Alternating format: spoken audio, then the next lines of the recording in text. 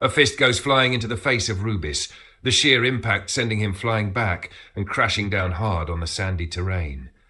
Several taller young Volkin boys surround the battered youngster and cackle at his misfortune with jabbing jeers to add insult to injury.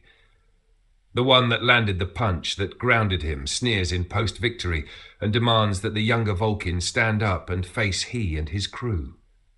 Daring his words, Rubis stood up on weary legs. He wipes away the blood from his lips on the back of his hand and resumes a fighting stance. With balled fists up and stark eyes squared on the bullies, Rubis readies himself. This only prompts the bullies to unleash an onslaught of punches and kicks on the smaller Volkin, pummeling the boy into the ground once more. They laugh at their helpless victim, seemingly reveling in their mob mentality. The tallest boy breaks through the crowd of bullies and pulls up the beaten boy by the scruff of his tethered shirt and asks if he had enough. Barely able to open his bruised eyes, the younger boy grins, throwing the bullies off guard momentarily before they're taken in surprise as a sudden burst of flames flares around the younger boy's fist.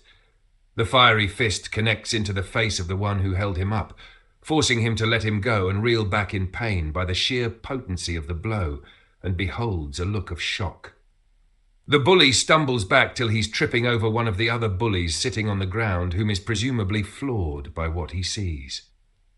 One of the boys, in a panic, points and loudly exclaims the use of magicka, which prompts the others to scurry off in fright, leaving the younger boy alone to assess what had happened.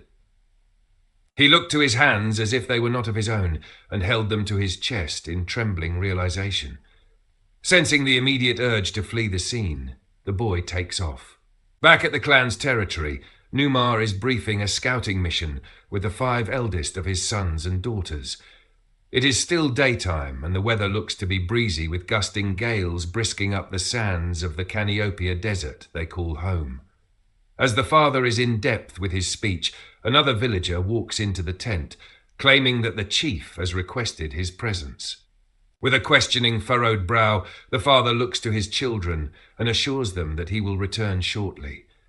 With urgency, Numar heads to the chief's tent as summoned and assumes a salute upon entering. Chief Feng turns away from his table of collected documents and parchments to face the lead hunter with a grim look.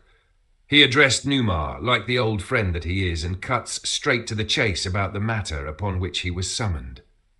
Feng tell him that his younger son, Rubis, was involved in another fight with the local boys and that it resulted in a more violent outcome than usual. Perplexed, Numar asks the chief that he specify further. Already prepared for this, Feng calls in one of the boys that had allegedly been assaulted. He is badly burned in the face and rightfully dishevelled. Numar looks stricken and even argues with the chief that his son could not have done such a thing. Chief Feng explains that several of the other boys have witnessed his son using magicka, something that was known to be disallowed by their kind. Unable to reason against this, Numar bows his head and states that he will talk to his son. With a heavy tone, Chief Feng admits that a more direct action will need to be executed for the dire situation.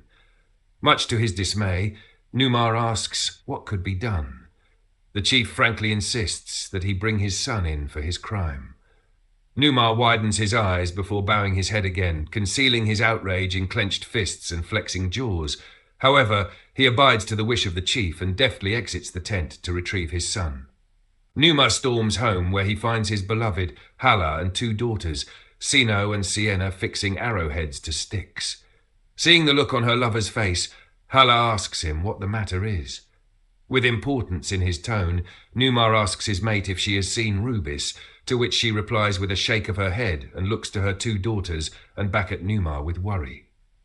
Troubled, the father exits the hut, telling his mate to stay within the hut. Sensing her father's angst, the eldest daughter, Sinal, follows close behind him, unbeknown to the father himself. The presumed path Rubis took takes his father outside the walls of their town and across the uncleared desert of whipping winds. He treks through the hot horizon till he reaches the site of a mountain face with a cave mouth mined into it.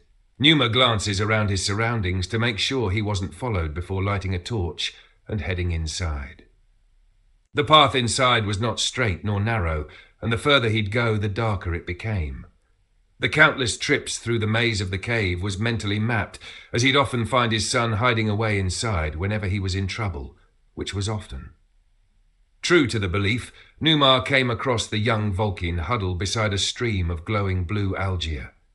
Disheartened by the state of his son, but aware of the gravity of his crime, the father moves in to comfort him. Rubis has his back towards his father, knees hugged at his chest, aware of his father being there, but unable to face him, nor tear his eyes away from the painting scrawled on the wall before him.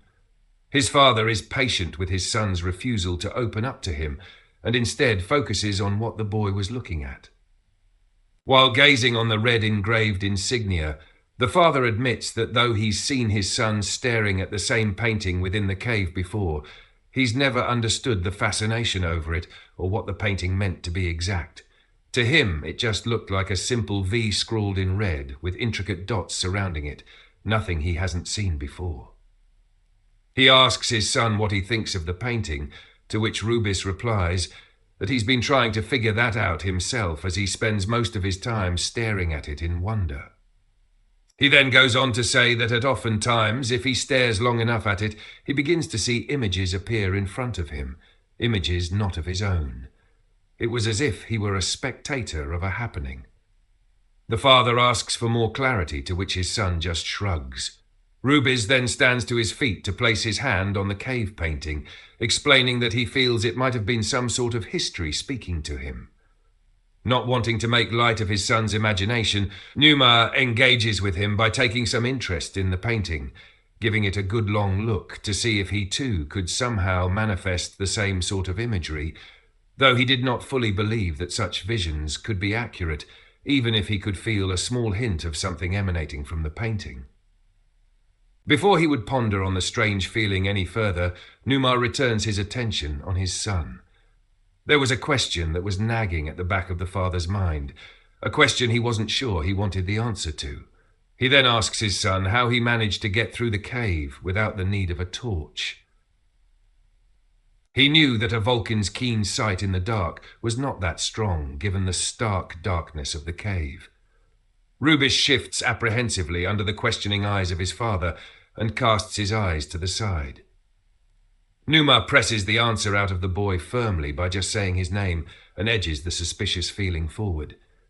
Kneeling to eye level with the boy, Numar places both hands on the boy's shoulders and looked into his eyes.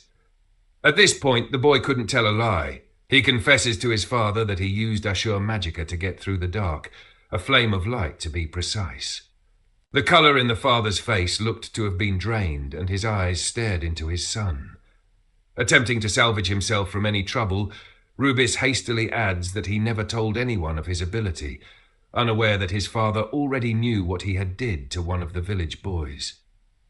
Overwhelmed with emotion, Numar pulled in his son and hugged him tightly. From the safety of his son's shoulder, the father wept. It was silent at first, so small that not even Rubis noticed, then it grew louder. The enthusiasm in the boy's face quickly vanished and was replaced with worry for his father. "Father, it's okay, right? Everything is going to be okay, right?" The returning worry in the boy rattled his body and shook his voice. He hated to see his father cry, more so when his father cried because of him. All the boy could do was hold his dear dad in his small arms and silently console him. "Father, I'm sorry.